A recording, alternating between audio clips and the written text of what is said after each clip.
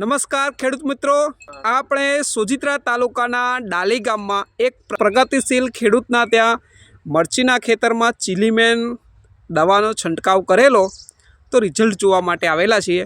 ખેડૂત મિત્ર, તમારું નામ જણાવશો? મારું નામ પરમાર ચંદુભાઈ મોહનભાઈ છે, ગામ ડાલી।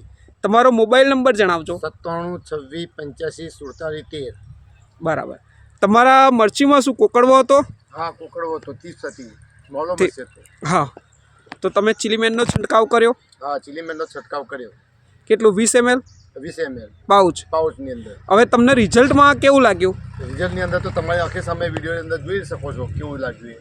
હા, તો પહેલાં તમારે કેવું કોકડવો, નીચે કોકડવો છે હતો અને હવે નવા પાન પર નથી, મતલબ કોકડવો તમારો બધો નીકળી ગયો છે ને? બરાબર, નીકળી ગયો છે। બરોબર। તમને હવે બીજું એ સિવાય શું લાગ્યું આમાં?